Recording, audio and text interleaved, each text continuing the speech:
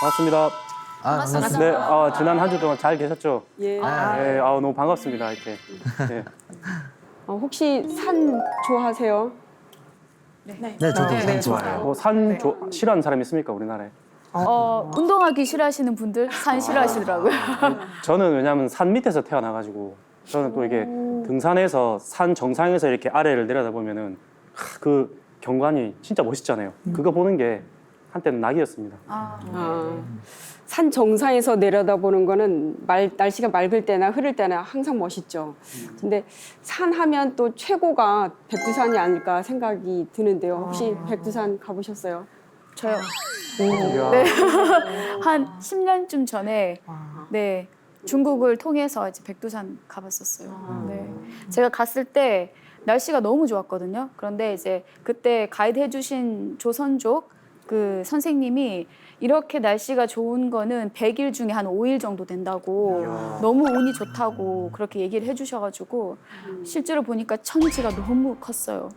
네네. 그래서 사진으로만 보던 천지랑 실제로 가서 보는 거랑 너무 달라서 감동이었어요. 야, 멋있다. 백두산 하면은 우리 민족의 또 성산으로서 백두산 그 천지가 그려져 있는 그림이나 영상만 보더라도 누가 봐도 이거는 다른 산이랑 비교가 안 되잖아요. 뭔가 좀 신령스러운 기운이 있는 것 같고.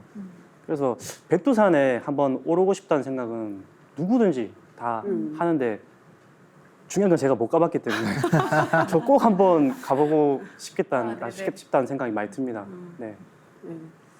백두산 하면은 누구나 생각이 더 비슷할 것 같은 이제 느낌이 드는데요. 또 백두산 하면 또 이제 멋진 우리의 이렇게 성산 이제 그런 의미가 있는데 이 백두산이 이제 요즘 오늘 이제 공부를 하는 강의 주제와 연관이 있습니다. 백두산이 심상치 않다는 소식 들어보셨죠? 네. 뉴스로도 많이 봤어요. 유튜브로도 많이 봤어요. 예, 자주 나오는데 오늘 그래서 백두산 화산 연구에 대한 공부를 해보려고 해요. 오늘 국내 최고 그 백두산 화산 연구 권위자이신 부산대학교 그 윤성효 교수님을 모셨습니다. 그래서 한번 교수님을 모셔볼까요? 네. 네, 교수님 나와주세요.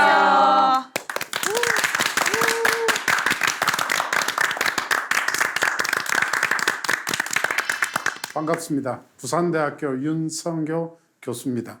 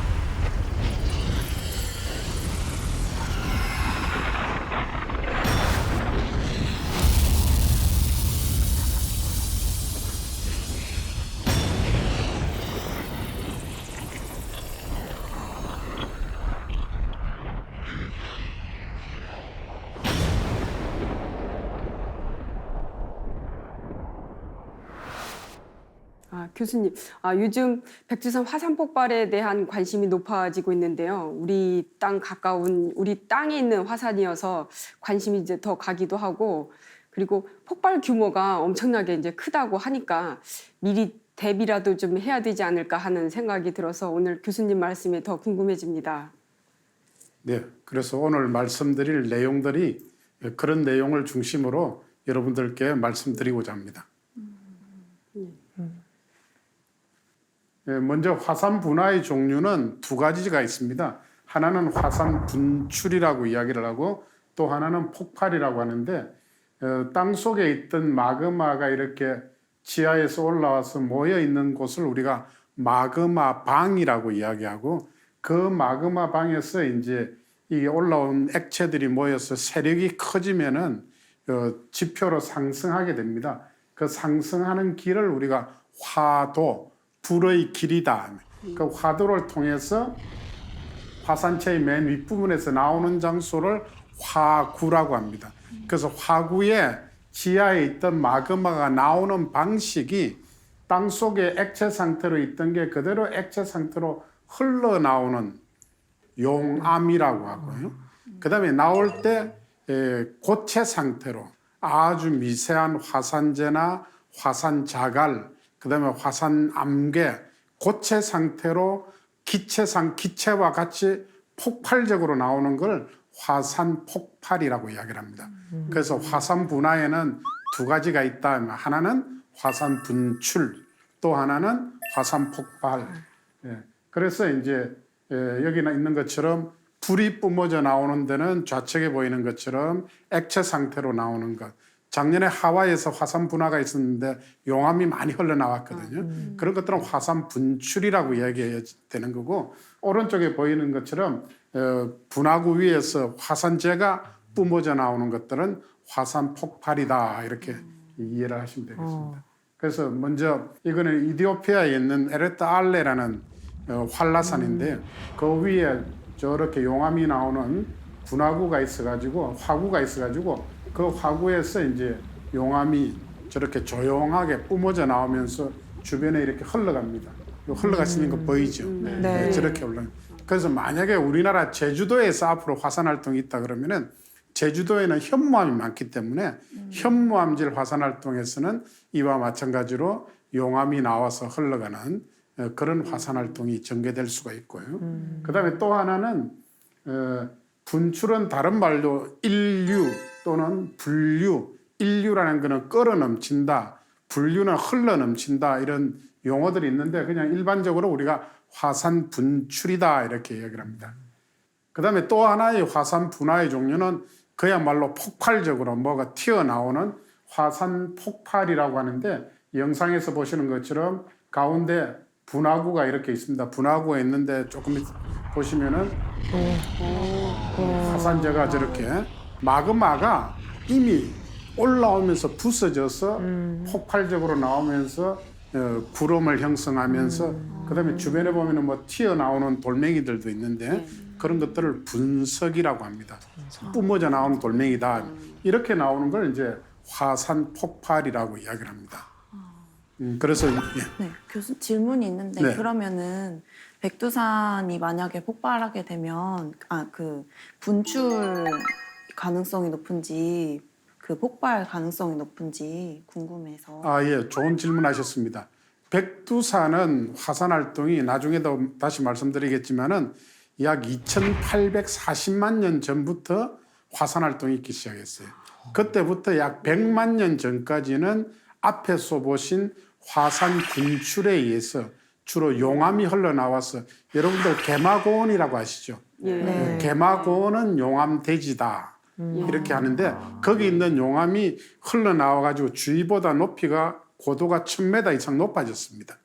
그래서 개마고원이라고 하는데 그 일대에 개마고원에서 그 나온 그 마그마는 현무암질 마그마가 분출에 의해서 나와서 액체 상태로 흘러서 그 주변을 덮었습니다. 그렇게 덮을 당시에는 백두산이 화산 분출을 위주로 했고 그 위에 100만 년 전부터 60만 년, 50만 년, 40만 년, 거의 10만 년 정도의 간격으로 아주 폭발적인 분화가 있어가지고 그래서 개마고원 위에 여러분들이 백두산 가보신 분은 아시겠지만 이렇게 뾰족하게 솟아있는 백두산 성청 화산체라는 걸 만들었는데 그때는 이제 용암이 한번 나오고 그다음에 폭발적으로 나온 화성 쇳설물이라고 하는 화산재, 화산자갈, 화산암개들이 또 흘러가고 용암이 또 흘러가고 또 거기서 떨어져 가지고 하니까 점점점 산체가 경사도가 한 30도 정도 되는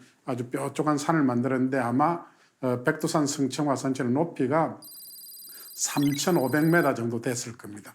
그렇게 되다가 이제 약 4,000년 전 그리고 지금으로부터 1,000년 전에 백두산에서 대폭발이 일어났습니다. 대폭발이 나서 백두산 꼭대기에 있는 성층 화산체의 꼭대기가 날아가고 그 부분이 푹 주저앉아 버렸어요.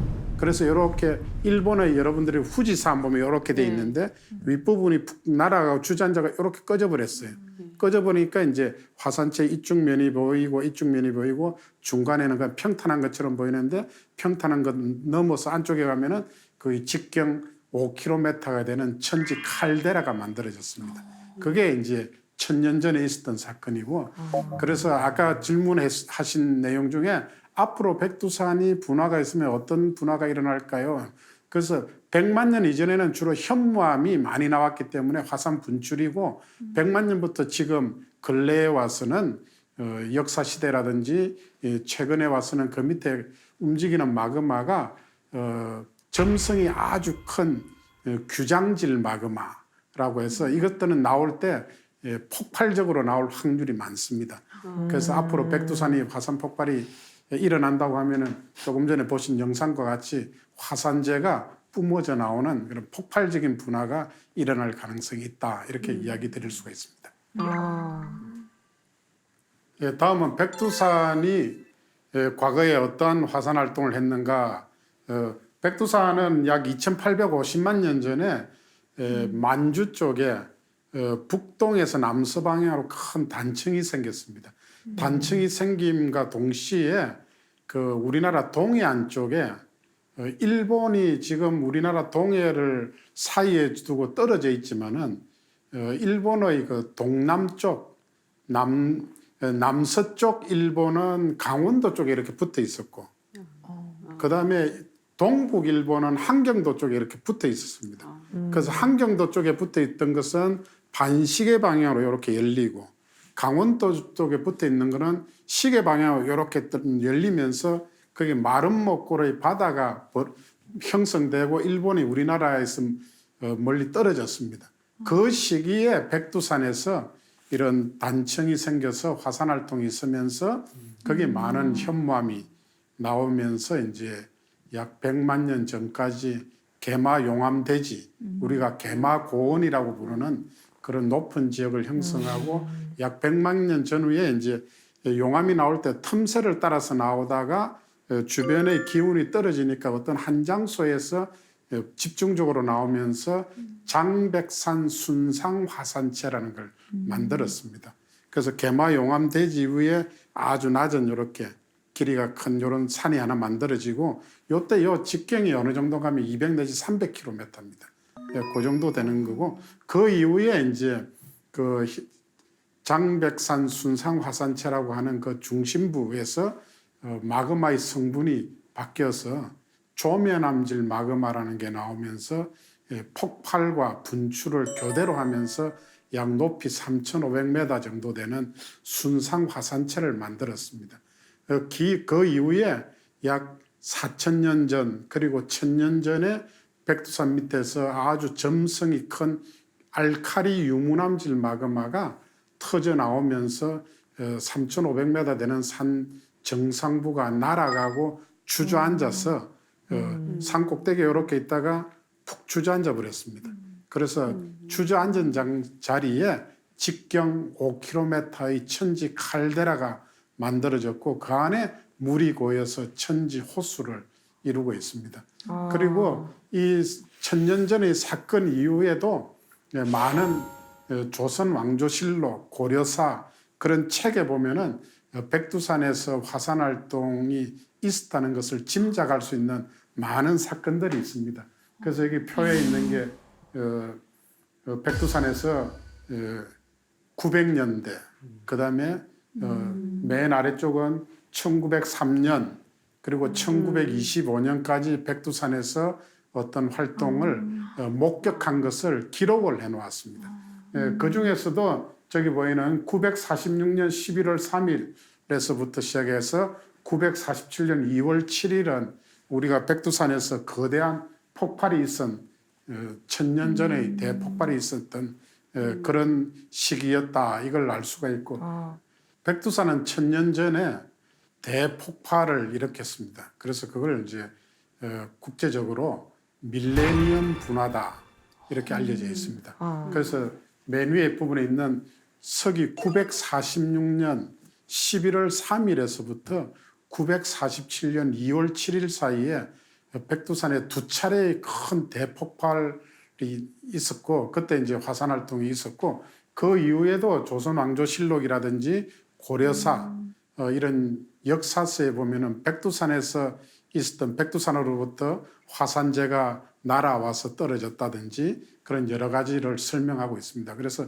백두산은 1000년 전의 밀레니엄 분화뿐만이 아니고 그 이후에도 역사시대에 많은 활동을 한 활라산임에 틀림없다.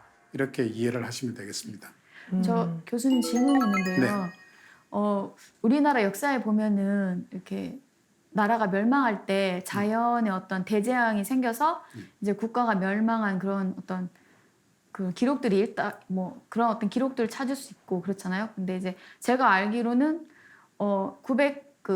발해라고 저희가 알고 있는 그 대진국이 926년에 이제 나라가 멸망을 했다고 알고 있거든요. 그런데 이제 946년에 일어났던 그 밀레니엄 대폭발, 백두산의 화산 폭발이 혹시 그 대진국의 멸망이랑 연관이 있는지 궁금합니다. 예, 좋은 질문해 주셨습니다. 백두산이 946년에 대폭발을 하기 이전에 이미 백두산 지역에서 크고 작은 화산 활동들이 있었습니다. 그래서 발해는 926년에 멸망을 했지만은 역사서에 보면은 발해의 그 거란족이 무혈 입성을 했고 남의 나라를 쳐들어가면은 전쟁을 해서 피를 흘려야 되는데 피를 흘리지 않고 가보니까 다 비워놨거든요. 그래서 이제 접수를 한 거고 그 926년을 전후를 해서 발해의 많은 유민들이 고려로 올레자에 투항할 투자, 레투를 했다 이렇게 돼 있습니다. 그러면 왜 그 당시에 해동성국이고 그런 나라의 백성들이 그 나라를 버리고 고려로 넘어왔겠는가? 그래서 백두산 주변에서 화산 활동이라는 그 크고 작은 화산 활동과 지진이 빈번하니까 하늘이 우리 왕조를 버렸구나. 여기는 사람이 살 곳이 못 되구나 하고 그분들은 대폭발이 있기 전에 고려로 넘어왔죠. 그래서 926년에 발해가 정식으로 이제 사라진 것으로 되어 있고 그 다음에 대폭발은 그로부터 뒤에 백두산에서 대폭발이 있었기 때문에 백두산의 대폭발로 인해서 그 화산재가 우리가 알고 있는 폼페이 최후의 날 이것처럼 화산재가 덮어서 나라가 멸망한 게 아니고 대폭발 이전에 작은 화산 활동에 그런 징조들이 나타났기 때문에 민심 이탈 그런 여러 가지 원인으로 인해서 화산 활동과 그 직접적인 연관보다는 어떤 간접적인 영향으로 발해가 사라졌다 이렇게 이해를 하시면 될 것 같습니다. 그래서 밀레니엄 대분화 때 일어난 화산재가 보시는 것처럼 지질도에서 노랗게 되어 있는 부분, 노란 부분, 그 좌측에 보면 회색으로 되어 있는 부분은 개마 용암대지에 해당되는 아주 오래된 현무암이고, 1000년 전에 나온 화산재는 오른쪽에 노랗게 되어 있는데 저기는 이제 부석이라고 해서 이런 북한 영역에 그때 있던 분출물들이 많이 떨어져서 퇴적되어 있다 이렇게 보시면 되겠습니다. 그래서 이거는 밀레니엄 대분화 때 화산재가 어디까지 갔느냐, 여기 이제 백두산이 있는데 이 백두산에서부터 화산재가 동쪽으로 이렇게 퍼져갔습니다. 동쪽으로 퍼져간 이유는 우리나라가 편서풍지대이기 때문에 서풍이 불면 화산재가 동쪽으로 이동하게 되는데 주된 구름이 이렇게 가면서 이제 여기에 화산재들이 떨어졌고 또 남쪽으로 조금 이동한 것은 일본의 교토 북부의 동해안 지역에 이렇게 발견이 되었습니다. 그리고 이 화산재가 백두산으로부터 출발해서 북한 지역과 일본에만 떨어진 게 아니고 그 사이에 동해 바다에 해저 시추를 해보면은 그 바닥에 있는 진흙 속에 백두산 화산재가 10cm 정도 이렇게 쌓여 있습니다. 그리고 일본의 여기 표기가 된 이런 장소에 화산재가 현재 5cm 정도 쌓여 있는데 이거는 다져져서 토양에 5cm가 쌓이려고 하면은 그냥 지상에 떨어졌을 때는 그 2배가 돼야 됩니다.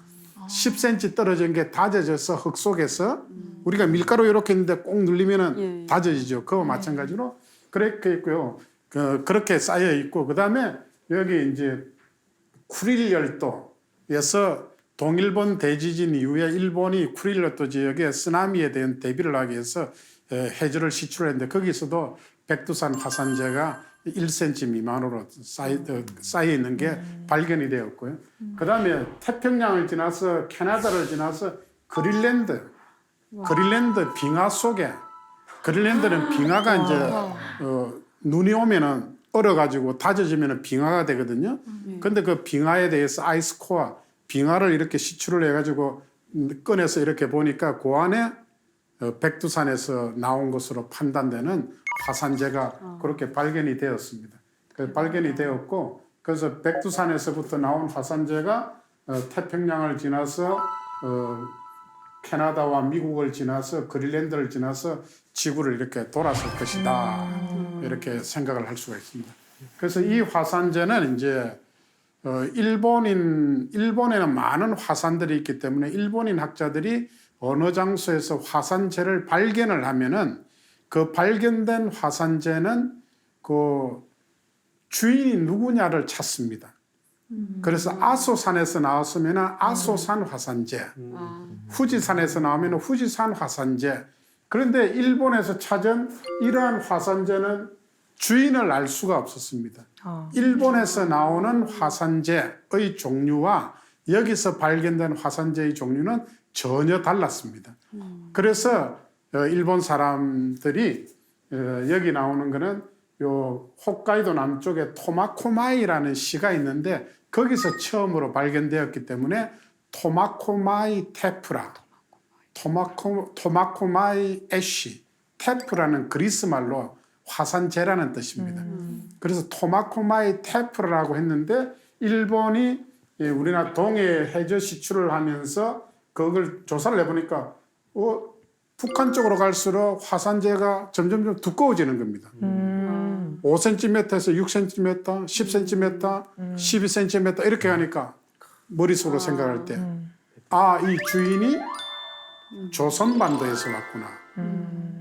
그렇게 해서 이제 일본에 있는 교수님이 이제 북한의 지역을 지질 답사를 하겠다고 허가를 얻어서 그렇게 이제 쭉 가보니까 한경도 두만강을 따라서 올라가니까 한경도 지역에 백두산 가까이 가니까 50cm, 1m, 5m, 백두산 가까이에서는 74m까지 나오고 백두산에 올라가서 백두산 건너편에 가니까 나오질 않아요.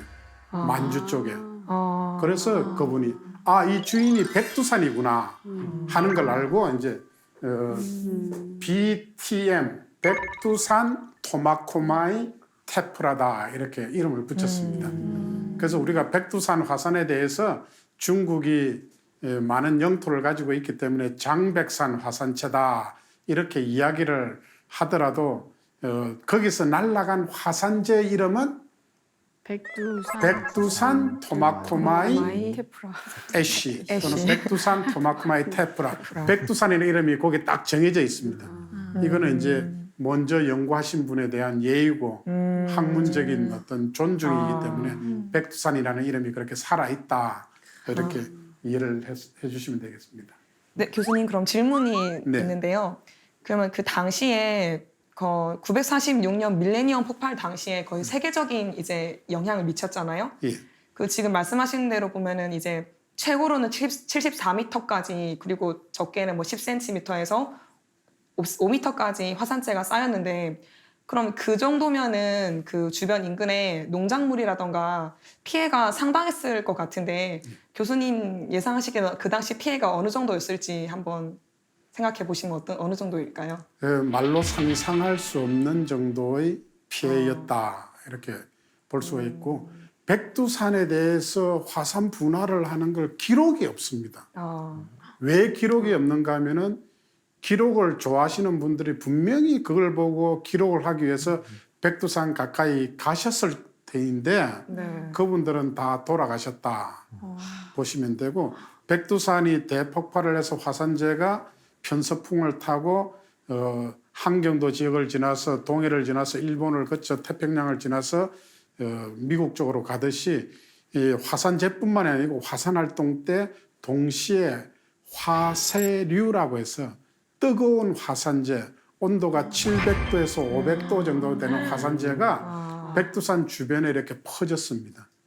그래서 그거는 온도가 700도에서 500도씨 정도고 이동 속도가 산사면에서는 시속 400km, 평지에서는 시속 100km 이렇게 이동하기 때문에 그걸 만나면은 그대로 동물은 동식물이 정발된다고 보시면 될 수 있기 때문에 그래서 백두산 천지로부터 반경 약 60km, 70km 이내에 있던 분들은 다 돌아가셨고 그렇게 됐기 때문에 그런 기록을 남길 수가 없고 그래서 여러분들이 백두산 갔다 오신 분은 백두산 주변에 울창한 산림들 있잖아요. 네. 그래서 그거는 그 산림들은 천년 전 대분화, 밀레니엄 분화 이후에 묘목이 자라서 이렇게 울창한 산림을 이루고 있다 보시면 되고 그 주변에 화산재가 떨어지면은 농작물은 화산재가 1cm만 덮으면은 전멸입니다. 그러니까 한경도 지역의 어떤 초목들은 거의 다 죽었을 것이다 이렇게 보시면 되고 나무가 있으면 화산재가 떨어지니까 나무의 잎사귀 잔 가지들은 다 떨어지고 둥치만 남게 됩니다. 그래서 그 둥치도 말라 죽어버리면 죽는 것이고 그게 다시 살아나면은 이제 거기서 잎이 나고 할 수 있는데 뭐 파국적인 화산 분화였다. 막 그렇게 설명을 드릴 수가 있습니다. 현재 지질 조사를 통해서 찾아보면은 이 굵은 선으로 되면 여기가 백두산 천지고요. 이렇게 있습니다.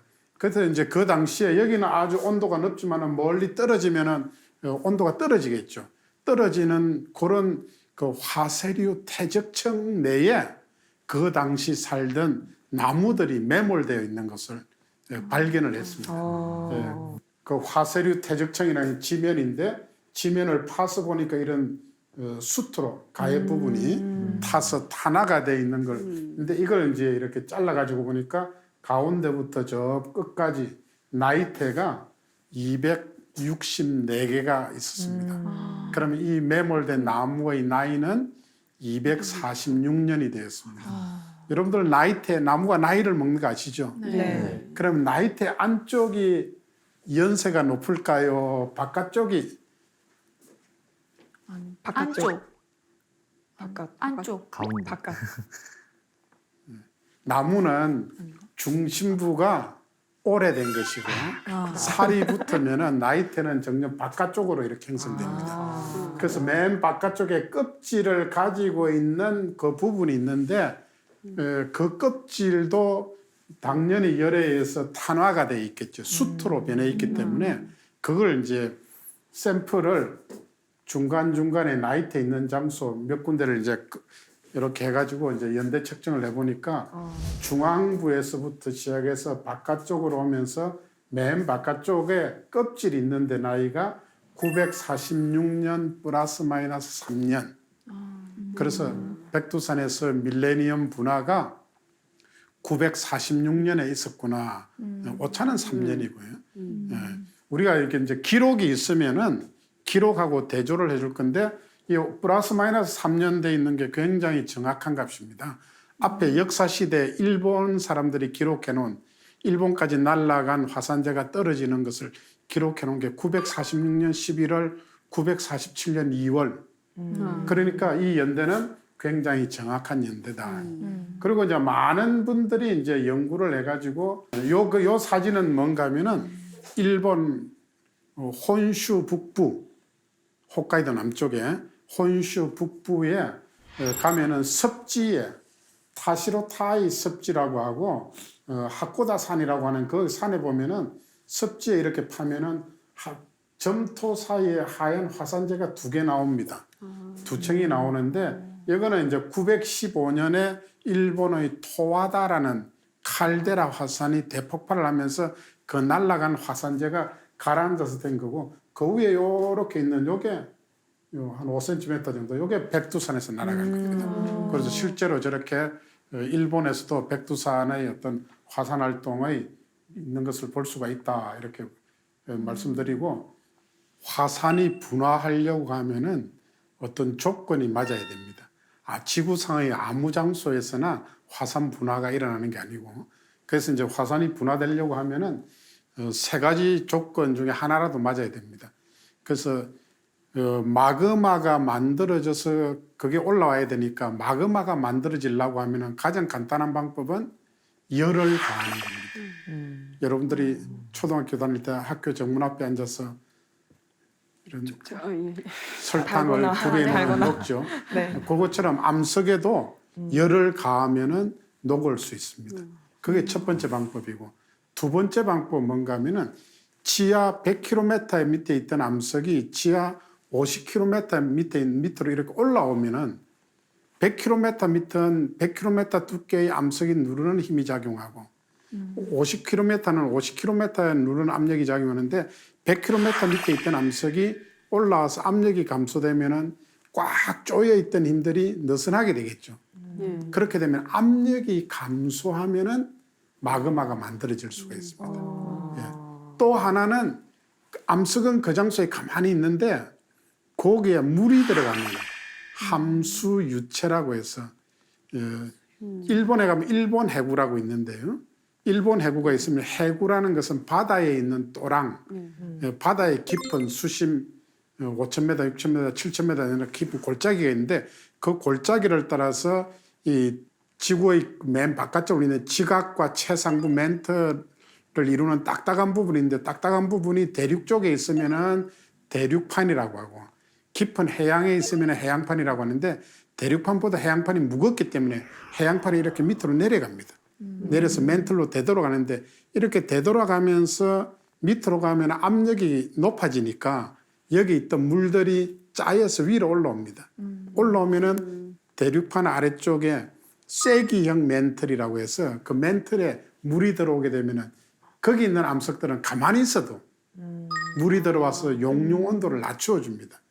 예, 그렇게 해서 이제 화산 활동이 일어나는 녹게 돼서 마그마가 만들어지는데 그 장소에서 마그마가 만들어지면 일정한 깊이에서 다 같은 압력으로 누르는데 주변은 고체 상태인데 이게 액체 상태가 되면은 상대적으로 부력에 의해서 가볍기 때문에 위로 쭉 떠서 위로 올라옵니다. 그래서 올라오는 요게 이제 마그마가 위로 상승한다 이렇게 이야기하고 그 상승하면서 그 액체 상태로 녹아있던 그 액체 안에 용존 가스 녹아있는 가스도 빠져서 나오게 되고 그래서 이제 그림의 좌측에 있는 것처럼 액체 상태로 그대로 나와서 동그랗게 이렇게 쓰이면 용암돔이라고 하고 용암이 그대로 나온 거고 그다음에 우측에 있는 것처럼 올라오면서 마그마가 압력이 독립만세 해가지고 다 압력이 가스들이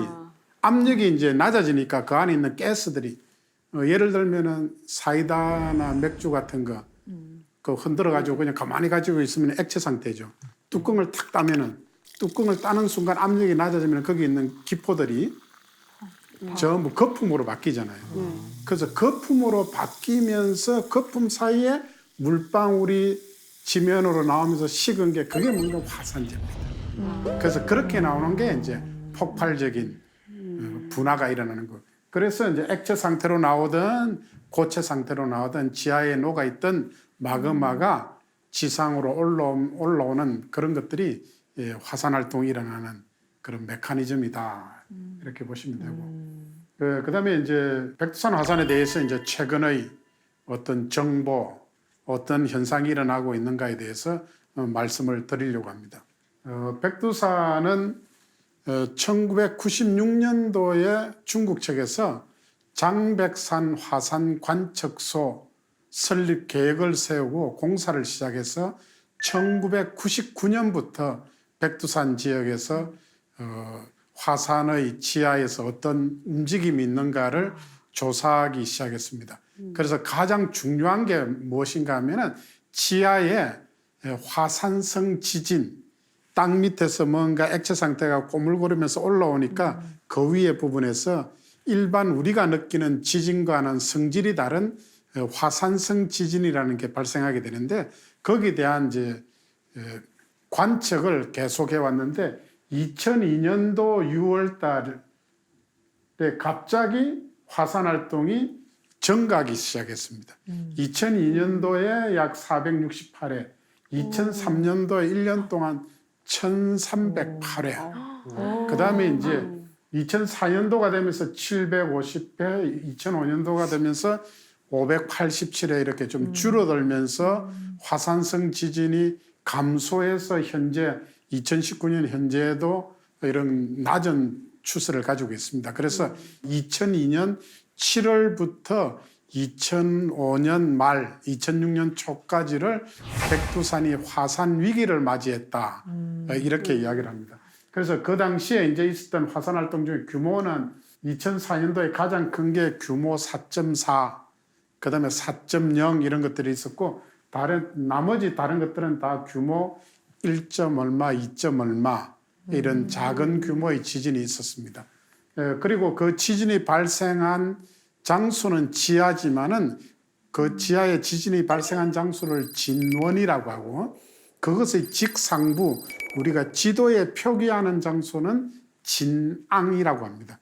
그래서 진앙을 표기를 해보니까 그림에 있는 것처럼 천지 칼데란에서 두 방향으로 북서 방향과 남북 방향으로 이렇게 밀집해 있는 것을 알게 되었고요. 그와 동시에 화산이 어떤 징후가 나타나니까 지진만 관측하는 게 아니고 지표가 밑에서 마그마가 이렇게 올라오면은 밀고 올라오면 이 지표가 이렇게 약간 융기하게 됩니다. 융기했다가 침강하게 되는데 그런 걸 관측하기 위해서 중국 측에서 백두산 주변에 GPS를 설치를 해가지고 보니까 2004년도에 약 4cm 정도 팽창하다 하더라 하는 걸 알게 됐고 그와 동시에 화산 위기를 맞이했기 때문에 지표 변이가 어떻게 되는 걸 알아보기 위해서 백두산 주변에서 이렇게 백두산 천지가 있으면 천지에서부터 산 사면을 따라서 바깥쪽으로 이렇게 하면은 외륜산에서 고도가 낮은 저 산 언저리, 그 언저리에서부터 이쪽으로 가면서 측량을 해서 보니까 백두산의 키가 커지고 있더라는 걸 알게 됐습니다. 그런데 질문이 있는데요. 네. 2002년에서 2005년 사이에 백두산 화산 활동이 가장 컸던 걸로 보이고요. 어떤 징후가 크게 나타났고 네, 징후가 크게 나타났는데 그게 점차 감소하는 것으로 보였는데요. 그게 좀 이해가 안 되는데 4년 사이에 어떻게 이 화산 활동이 크게 되었다가 다시 감소되었는지 그 원인과 지금 좀 왜 잠잠해졌는지 그에 대해서 좀 알려주세요. 예. 백두산이 2002년도에서 2005년에 화산 위기를 맞이했더랬는데 그 화산 위기를 맞이하고 나서 그 이후에 화산성 지진은 소강 상태로 들어갔습니다. 소강 상태로 갔는데 2002년도부터 2009년도까지 백두산 키가 계속 컸습니다. 자랐습니다. 그래서 백두산 천지 칼데라 외륜산이 약 12cm 정도 이렇게 올라왔다가 그다음 2009년도부터 가라앉기 시작했습니다. 융기했다가 침강을 하면서 2016년도까지 계속 낮아져서 원상복귀가 됐고 2016년부터 2017년, 18년 또 약간 융기된 상태입니다. 그래서 그때 왜 백두산이 어떤 폭발적인 분화나 이런 것들이 없이 그 상태로 그 화산 위기가 정지가 됐느냐 그건 뒤에도 말씀드리겠지만은 백두산 밑에 마그마 중에 일부분이 지하 2km, 평균 해수면에서 2 내지 3km, 그러니까 백두산에서부터 천지에서부터 약 5km 밑에까지 마그마가 올라왔더랬습니다. 올라왔는데 올라온 양이 약 100만 톤 정도 올라왔는데 올라온 게 점성이 아주 큰 마그마이기 때문에 아주 천천히 꾸물꾸물 싹 올라오는 게 아니고 꾸물꾸물 올라오면서 양이 적었기 때문에 거기서 멈추어 버렸어요. 그래서 마그마 양이 적었고 점성이 큰 마그마가 왔기 때문에 이동 속도가 느리기 때문에 거기서 스톱을 해가지고 식어가는 단계죠. 식어가면서 가스를 계속 내보내겠죠. 우리가 뜨끈뜨끈한 게 식으면 김이 나와야 되잖아요. 예. 김이 나와야 되니까 그 김에 의해서 가스에 의해서 백두산이 2009년까지 계속 융기가 됐던 거예요. 그리고 가스가 싹 빠지고 나니까 다시 싹 내려가요. 네. 그런 사실이 있었다 이렇게 보시면 되고 백두산이 2016년 이후에 다시 이제 융기하는 추세를 들었었는데 이 융기가 이렇게 갈지 이렇게 갈지 그건 아직 모르는 상태이기 때문에 백두산은 여전히 활동을 하고 있구나 이렇게 생각을 하시면 됩니다. 그래서 이제 백두산 밑에 여전히 이제 마그마 방이 존재를 하고 있고 그 마그마 방이 식어가는데 오늘 식기 시작하고 내일 차갑게 되는 게 아니고 아주 서서히 식어갑니다. 식어가면서 이제 계속 가스가 올라옵니다. 가스가 올라오는데 오른쪽 맨 위에 있는 거는 이제 헬륨 가스, 헬륨 동위원소 분석을 해서 그 비를 이렇게 보면은 그 비가 4, 5, 6점 얼마 이렇게 계속 높은 값입니다. 그래서 저 비가 높다는 것은 그 헬륨 가스가 지각에서 올라온 게 아니고 저 멘틀에서 올라온 것이다. 지각에서 왔으면 보통 1 정도입니다. 1 정도인데 지각 깊은 멘틀에서 올라온 마그마로부터 유래한 것이고 그다음에 좌측에 보이는 아래쪽에 있는 것은 천지에서 이제 온천이 있습니다. 백두산 다녀오신 분은 그 계란 삶아 파는데 그런데 온천수의 온도가 제가 백두산을 맨 처음 간 게 1991년도에 가서 처음으로 측정한데 67도에서 69도였습니다. 그래서 그 이후에 이제 계속 가면서 측정해 본 결과 재작년에 갔을 때 82도에서 85도까지 온도가 증가를 했습니다. 증가를 했다는 건 어떤 온천의 온도가 높아졌다는 것은 열원이 밑에서부터 계속 공급되고 있다. 공급되는 게 새로운 마그마가 와서도 공급될 수가 있지만은 식어가면서 열을 계속 위로 방출을 하고 있기 때문에 그래서 백두산 밑에 하여튼 어떤 마그마가 식어가던 새로운 마그마가 첨가가 되던 그 온 가스는 멘틀 기온의 화산성 가스가 계속 올라오기 때문에 백두산은 여전히 살아있는 화산이다 이렇게 볼 수가 있습니다. 그래서 이런 백두산에 대해서 이제 분화를 이제 예측을 하려고 하면 앞에서 말씀드린 백두산 주변에 있는 화산성 지진이 어떻게 증가하는가 감소하는가 지표 변형이 있는가 없는가 화산가스에 어떤 멘틀로부터 나온 화산가스들이 많이 나오는가 그 가스들의 비를 비교를 하면 분화를 예측을 할 수가 있습니다. 그런 것들을 이제 우리가 또 온천수의 온도가 갑자기 증가하는가 뜨거운 열기가 오면 증가할 수 있기 때문에 그런 것들을 이제 감시를 하는 걸 이제 화산 전조 현상을 모니터링한다 이렇게 합니다. 그래서 모니터링을 해서 그런 징조가 나타나면은 분화가 임박했다, 분화가 가능하다.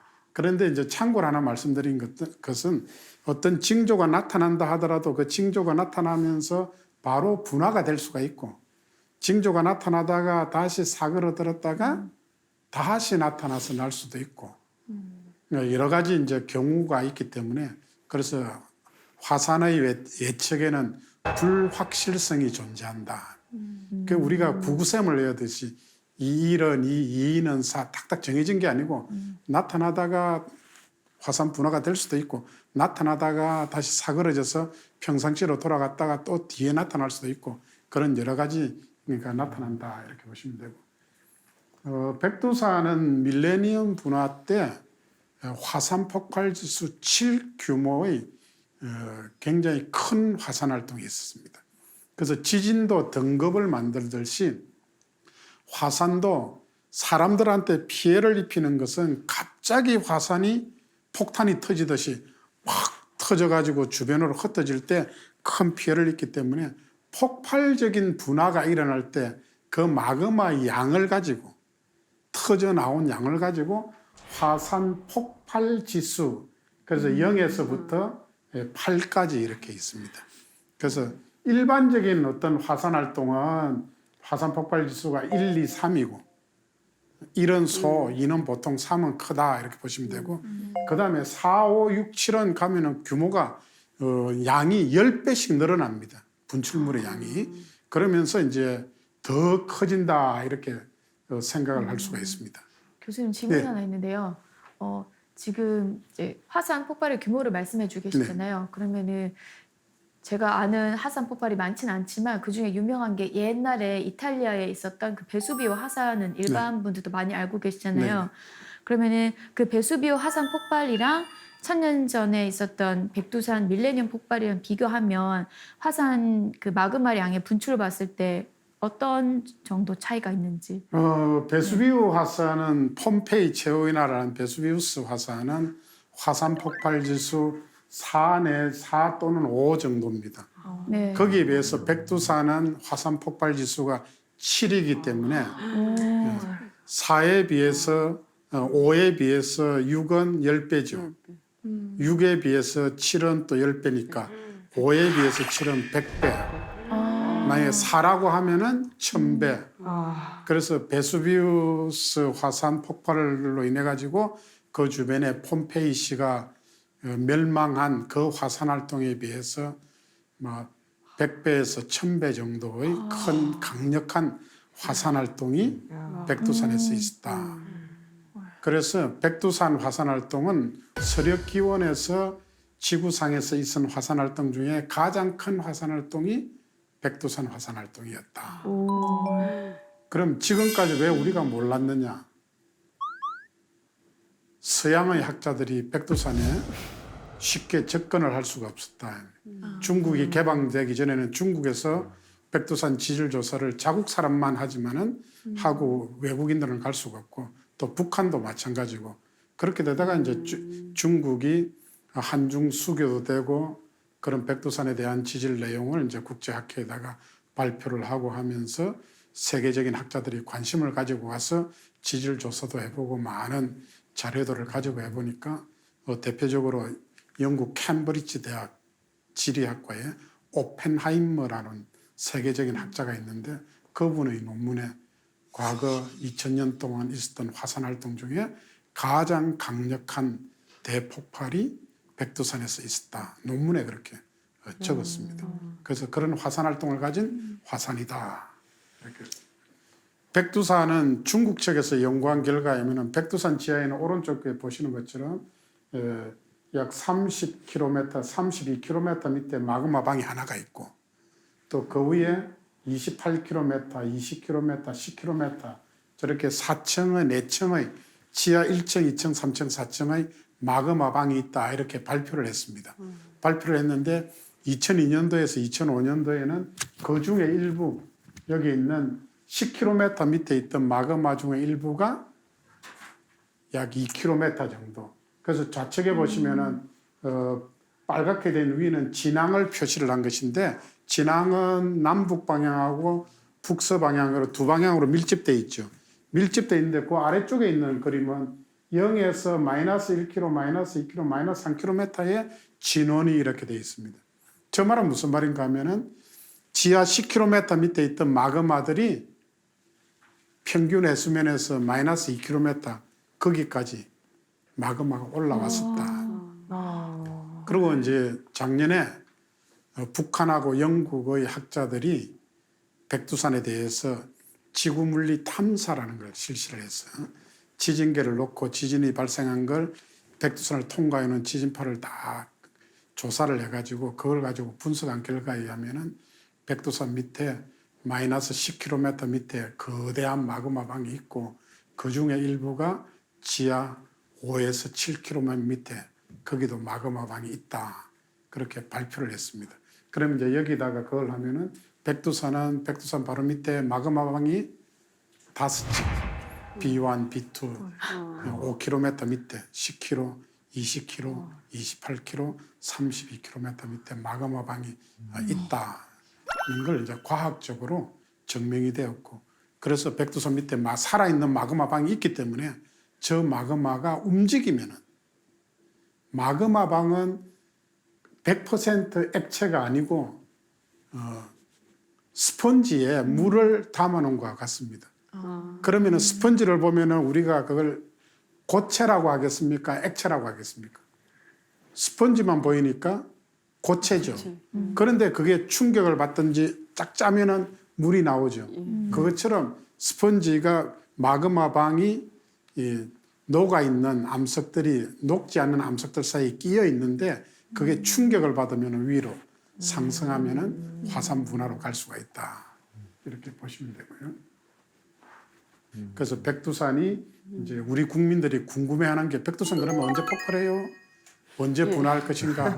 현재로서 이야기할 수 있는 건 아무것도 없다. 그건 아무도 모른다. 아무도 모른다는 여러분들이 중고등학교 다닐 때 아무도 모른다 이꼴 하나님만 아신다. 이렇게 보시면 되고요. 그래서 이제 백두산에서 폭발적인 분화가 일어나면은 여기 보시면 이제 화쇄류라는 게 발생하는데 여기는 이제 화산 폭발 지수 2일 때, 3일 때, 4일 때, 그다음에 5일 때는 반경 25km까지, 6일 때는 반경 50km까지, 그다음에 7일 때는 빨갛게 된 부분이 한 5m 정도 이렇게 덮어버린 다음에, 그럼 거기에 매몰되면은 온도가 700에서 500도씨 정도가 되고 이동 속도가 100km 이상 되는 게 살아남을 게 아무것도 없겠죠. 그런 게 이제 화쇄류의 범위고, 그렇게 되면은 이제 49.3km 이내에 이도 백화진을 포함해서 많은 도시들이 있고, 그다음에 오른쪽에 있는 7일 때는 83km 이내에도 많은 도시들이 있기 때문에 저 도시들이 화산 재해 피해를 입을 가능성이 있다. 그와 동시에 화산이 폭발적으로 분화하면, 화산재가 나오면은, 화산이 분화하면 꼭 비가 옵니다. 대기 현상에서. 그럼 비하고 화산재하고 자갈이 섞이면은 우리로 표현하면은 시멘트 반죽처럼 된 게 시속 100km 이상으로 이렇게 흘러갑니다. 사면을 따라. 흘러가면 그 일대를 통과하는 게 아니고 메꿔버리겠죠. 메꿔버리는데 이제 그런 가능성이 있는, 초토화되는 게 안에 보라색으로 되어 있는 부분이고, 그게 깎여 나가서 하천을 따라가면서 그 양에 따라서 빨갛게 되어 있는 거, 거기서 노랗게 되어 있는, 저렇게 이제 화산 이류, 인도네시아 용어로 라하르라고 하는 게 발생해서 이제 저렇게 갈 수가 있습니다. 그리고 요거는 이제 또 화산이 분화하면은 화산재가 나올 겁니다. 화산재가 분화구 위에서 연기 기둥을 이렇게 나타내는데 그걸 분연주라고 하고, 그게 올라가면은 지상 바람이 불면은 그걸 분연주를 넘어뜨리면서 이렇게 날아가고, 대기 상층에 올라가면은 성층권에 올라가면은 제트 길이를 타고 이동합니다. 그래서 이제 봄에는 화산재 바람이 주로 서풍이 부니까 봄 가을에 서풍이 불면은 그 화산재는 동남쪽으로 약간 가는 듯 하다가 서쪽으로 갑니다. 이렇게 이동하고, 그다음에 겨울 같으면 오른쪽에, 겨울에 우리나라 북서풍이 불죠. 북서풍이 불면은 남동쪽으로 가다가 다시 또 서쪽으로 가고 동쪽으로 가고, 그다음에 여름에 남풍이나 남서풍이 불어오면은 저게 저 북쪽이나 북동쪽으로 가는 게 아니고 약간 북동쪽으로 가는 척 하다가 동쪽으로 이렇게 이동하게 됩니다.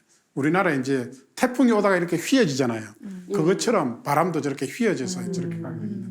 저렇게 가게 되는데, 저희가 이제 연구진이 과거 국민안전처 행정안전부의 연구 용역을 받아가지고 연구해가지고 10년 동안 백두산이 폭발적으로 분화했을 때 최근 10년 동안 화산재가 어디로 가는가 하니까 빨갛게 되어 있는 부분이 아주 많이 가는 부분이고 확률이 높은 부분이고 보라색 이렇게 됩니다. 남한에도 좀 영향을 미칠 수가 있고요.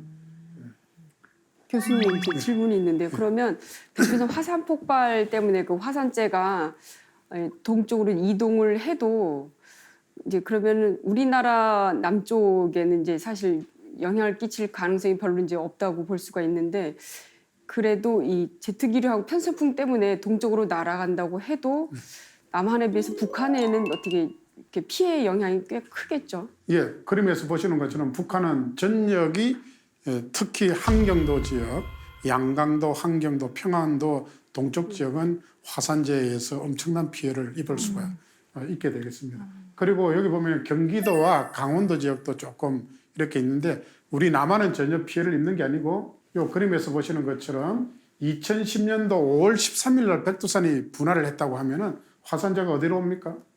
원산을 지나서 서울 쪽으로 와서 이렇게 가죠.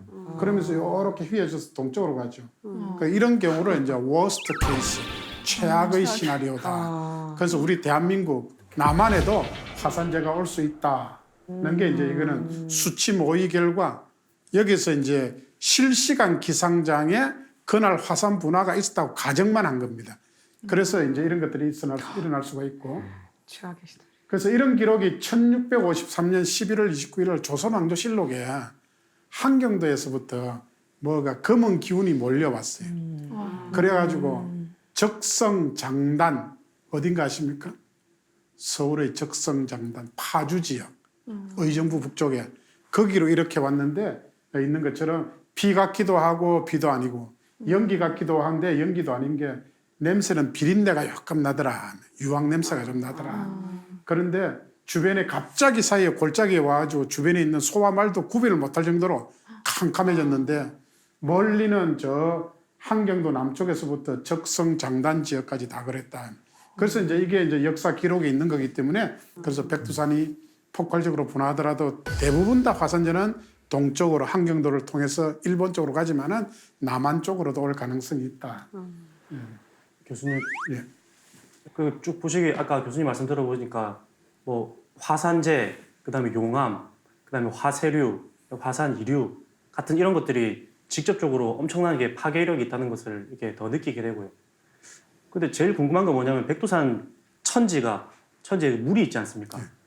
그 어마어마한 물이 만약에 백두산이 폭발할 때 단순히 분화가 아니라 폭발을 할 때 그 물이 만약에 어떻게 요동을 치게 되면은 대홍수가 일어날 것 같다는 생각을 하게 됩니다. 네. 예, 백두산 천지는 우리가 조그만한 것 같아도 백두산 칼데라 자체가 직경이 5km고 그 안에 호수 있잖아요. 백두산 천지. 거기는 장경이 4.3km, 단경이 3.37km. 그러니까 약 10리 정도 되는 그 안에 물이 담겨 있는데 그 물의 양이 얼마가 있는가 하면은 20억 톤의 물이 담겨 있습니다. 소양강 댐이 만수위가 되면은 25억 톤이고 갈수기가 되면은 15억 톤인데 소양강 댐에 평상시 있는 정도의 물이 담겨 있기 때문에 앞에서 보신 것처럼 백두산에서 진앙이 천지 내에 있잖아요. 천지 내에 있으면 천지 내로 마그마가 상승하게 되면은 올라오는 마그마가 규장질 마그마, 점성이 큰 마그마라고 하면 온도가 1000도 정도고 백두산 천지에 있는 물의 평균 온도는 8도 정도입니다. 8도씨. 그러면은 8도씨 되는 물이 1000도 되는 마그마를 만나면은 아 뜨거워 하면서 수증기로 바뀌고 그다음에 1000도 되는 마그마는 8도 되는 물을 만나면 아 차가워 하면서 냉각 수축해서 잘게 화산재로 바뀌게 됩니다. 그러면은 결국 올라오던 마그마가 화산재와 수증기로 뒤섞여서 이렇게 올라오면은 엄청난 폭발이 일어날 수가 있고 그다음에 물이 데워지면은 부피가 증가하게 됩니다.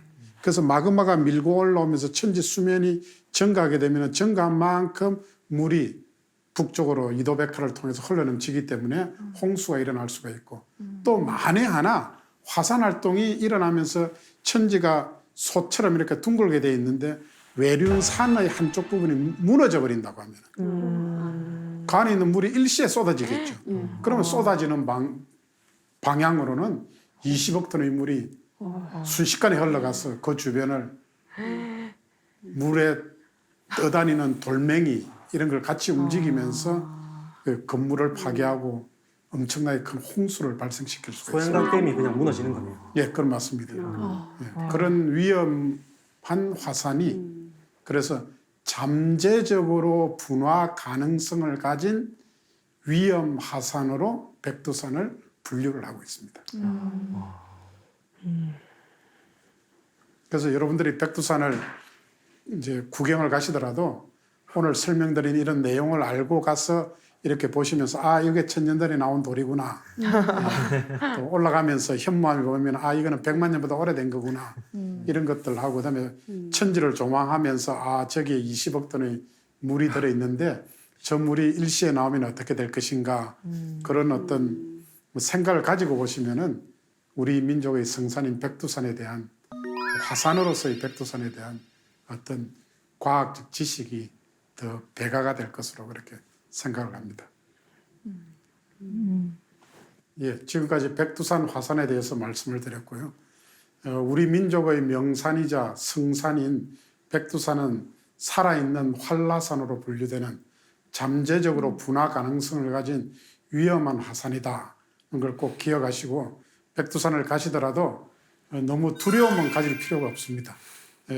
백두산에서 어떤 징후가 전조 현상이 나타나면은 학자들이 먼저 그 자료를 제공해 드릴 것이기 때문에 가서 명산을 즐기시면서 오늘 설명드린 그런 내용을 가지고 백두산 주변에 있는 검은색 부석, 노란색 부석, 흰색 부석 아 이런 것들이 1000년 전에 나왔구나 4000년 전에 나왔구나 그런 것들을 관찰하시면서 가시면은 여러분들의 백두산 그 관광이 훨씬 더 과학적으로 지식을 함양하는 그런 일들이 되지 않을까 이렇게 생각합니다.